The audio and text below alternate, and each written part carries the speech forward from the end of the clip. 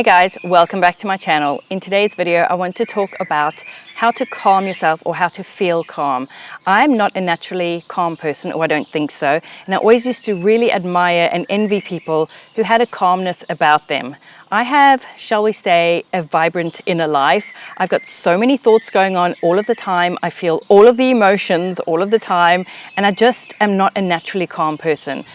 And while I have learned a few things over the years, I'm still not calm all of the time. But here are some tips that have helped me to be more calm in general, or when I feel like I need to calm myself. These are some of the things that have worked for me, and I hope they'll help you, especially at this time of year when things can be a little bit frenzied. My first tip is to move slowly. If you're rushing from A to B and trying to multitask and do so many things all at one time, first of all, you're probably not going to be doing any of those things particularly well, but you're also sending a message to your brain and to your body that it's time to panic and it's time to be frenzied and rush, and it's not going to be calming. If you just perform your tasks slowly, speak slowly, walk slowly, I'm not talking about dawdling, I'm just talking about being deliberate and in the moment and thoughtful about your movements, that can be very calming. It sends a message to your brain and to your body. There's no need to freak out. We're not rushing around. It's time to be calm. And you can do this even when you're running late or even when you're really busy. If you just slow your movement slightly, you'll accomplish your tasks more efficiently and you'll begin to feel calmer.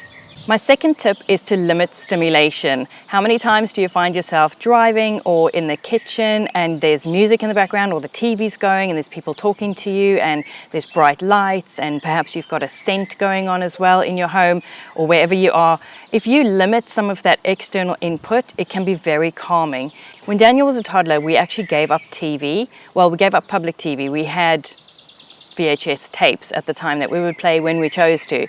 But I found such a huge difference in his behavior and in the feeling in our home when that TV wasn't playing constantly in the background. When I'm feeling particularly frenzied, I just look at what's going on in the background and are there things that I can quiet, or is there stimulation that I can limit? In the evenings, it's nice to have soft lamps and low lighting. It sends a message to your body, it's time to relax. So if you're feeling frenzied and hectic and harried, try to limit the stimulation going on around you and see if that helps.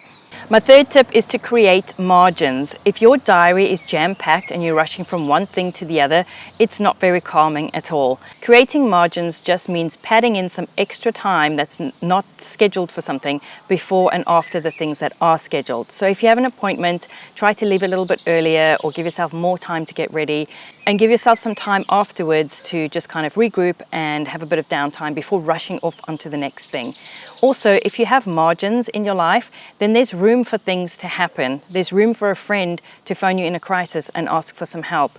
You will have some space in your schedule to be able to step in and help them without panicking that all of your commitments are going to come tumbling down because there wasn't any extra room for this kind of thing to happen. If you have margins, if you allow yourself space, it's much more calming.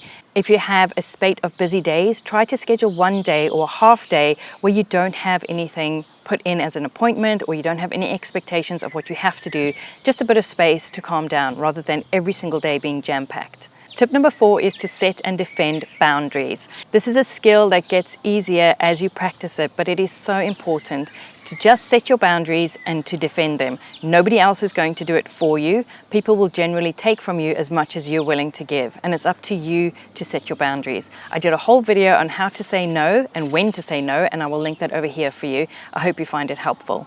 I believe that setting and defending boundaries is one of the greatest acts of self-care that you can do for yourself, and it's much more calming than just responding to everything that comes to you and saying yes to everything and not protecting that personal space and personal time that's so important to basically stay sane. Tip number 5 for helping you to stay calm is to get more sleep if possible. I know this isn't possible for everyone. As somebody who suffered with insomnia for 6 years, I totally get it. It's easy for somebody else to say, get more sleep. It's not always that easy to make it happen, especially if you have young children or anything else that's disturbing your sleep. But if possible, try to get more sleep. Try to maybe go to bed a little bit earlier. I find when I'm well rested that my fuse is a lot longer and I can stay calm even in a crazy situation rather than losing my temper or losing my patience like I do when I have less sleep.